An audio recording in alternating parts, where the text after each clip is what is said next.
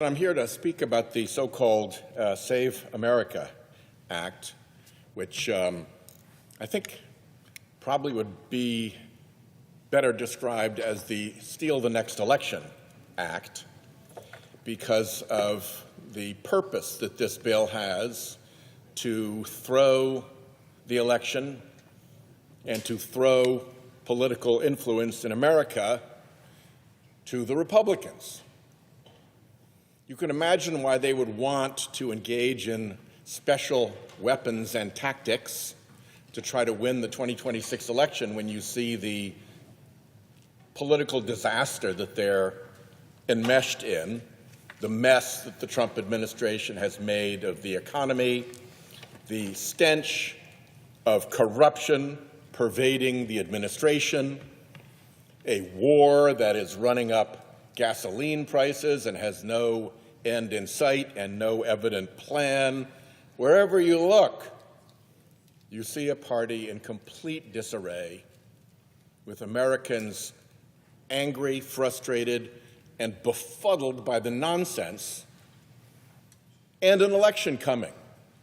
So, of course, they want to change things at the ballot box.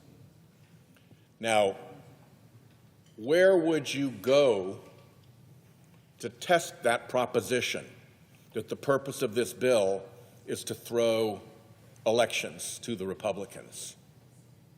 Who might have a view on this that we should listen to? Oh, right, the President of the United States, the one who's caused Republicans the political catastrophe that they have looming from the disastrous second term that he has inflicted on this country. Republicans have to win this one, he said. Get this bill passed, is what he's talking about. Republicans have to win this one. We'll never lose a race for 50 years. That's how much the president thinks this bill will tank American elections in favor of him and his billionaire donors who already have way too much influence in our politics. He's talking about us here, Democrats. We know. They know if we get this, if Republicans get this bill, they probably won't win an election for 50 years, maybe longer. This is the President of the United States, the head of the Republican Party, the person most responsible for the mess that Americans are rejecting. And he's being pretty candid about what the purpose of this bill is. It's to throw the election. It's to politically interfere with the coming election so that the Republican Party, and more importantly, the billionaire backers who are pulling the strings and giving it its direction, don't lose. Don't see split government. Don't see compromise. Don't see Congress. Senator Whitehouse opens with a sharp accusation, relabeling the Save America Act as an attempt to steal the next election. He points to the president's own candid admissions as evidence, arguing that the legislation isn't about protecting the ballot box, but about securing Republican power for the next 50 years to satisfy billionaire donors. In the people's hands again. Republicans have to win this one, he said. We'll never lose a race for 50 years. And this isn't about political influence with comments like that from the head of the Republican Party? You may think he's thinking about some dim and distant future, perhaps, that this effort on the floor of the Senate right now to throw the election to the Republican Party isn't immediate. Whoops, there he goes. It will guarantee the midterms. Guy says the quiet part out loud. I'll give him that. He tells Republicans, you're going to win the midterms at levels that you can't even believe. How would you win the midterms at levels that you can't even believe. Well, you probably can't believe that you'd win the midterms based on current polling, as Americans reject the wars, the spending, the waste, the corruption, the cost increases. You can't even believe it unless you get this bill. Unless you're going to get this bill, and then you're going to win every election for a long time.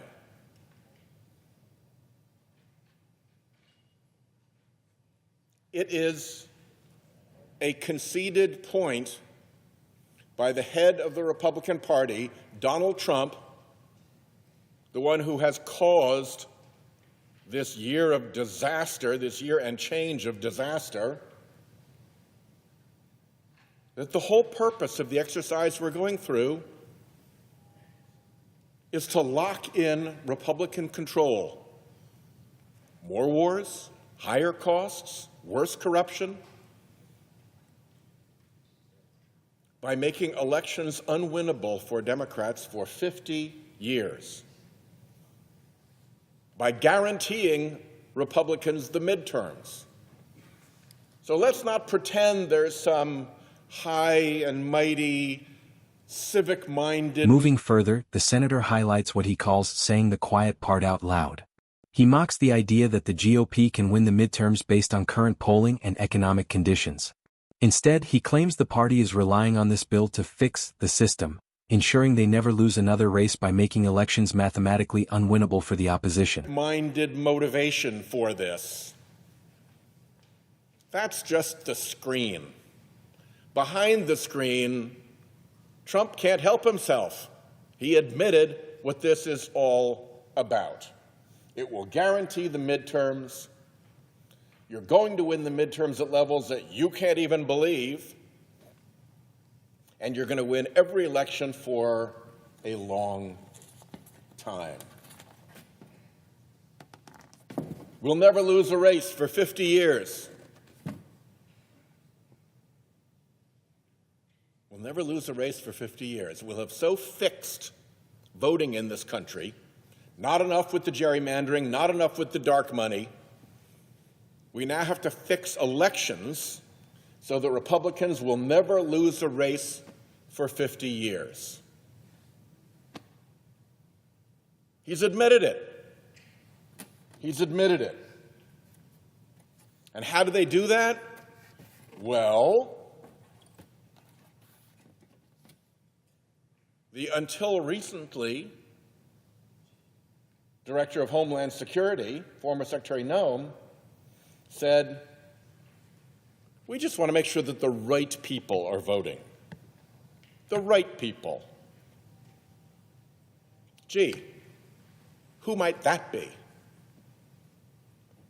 And so this whole scheme gets cooked up, marketed falsely as some civic safe voting proposition, when what it really is a scheme to influence elections so that the creepy billionaires behind the Republican Party can continue to control the decisions that get made in this town. That's what this is about, plain and simple. My friends will say, oh, this is just a voter ID bill. Everybody loves voter ID. You'll hear 80-20 more than you can imagine. Oh, voter ID, just voter ID. People should have to bring their ID when they vote. Well, we did that in Rhode Island. It was a bit of a pain. You can imagine an individual person, let's say a 80-year-old woman, widow, living alone, living in, say, a senior high-rise in Providence or in Pawtucket. She's not traveling. If she had a passport, it's lapsed. Whitehouse now addresses the voter ID argument, calling it a false marketing scheme.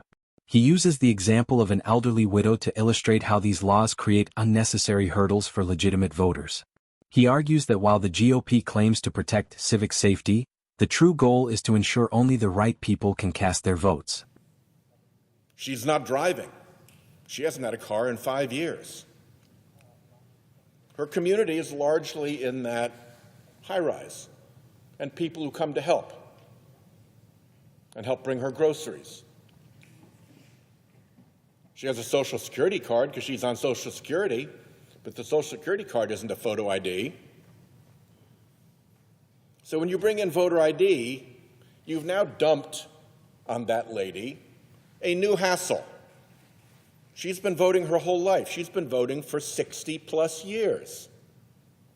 And now suddenly, they have a problem with her voting. Even when she comes downstairs to the voting machines that get set up in the senior center lobby to make it easier for seniors to vote, and everybody in the building knows her, but no ID, no vote.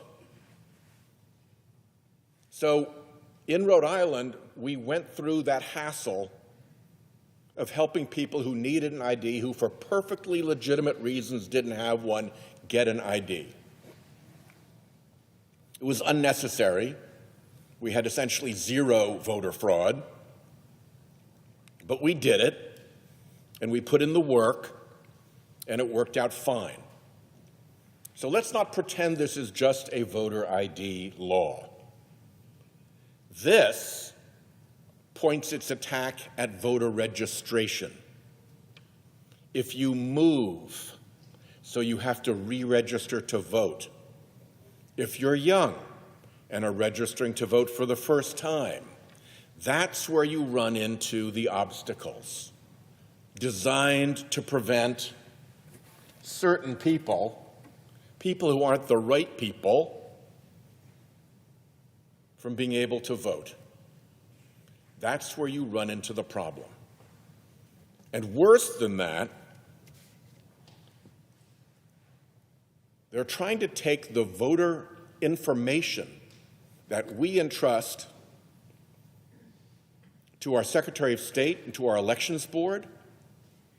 They're trying to get the private information of voters in our voter rolls and put it into a national website controlled by, the Department of Homeland Security, the ones who are running ICE around in neighborhoods, the one who ran their agents through the Rhode Island courthouse and threatened a judge with smashing his car windows when he tried to vouch for his high school intern, who the ICE agents wrongly thought was a 30-year-old person they were looking for. We're going to trust the entire country. In his closing remarks, the senator warns of a dangerous shift in data privacy and federal overreach. He expresses deep concern over moving private voter information from state control to a national database managed by Homeland Security. To Whitehouse, this isn't just about ID, it's a systemic plan to put the machinery of democracy under partisan and federal surveillance.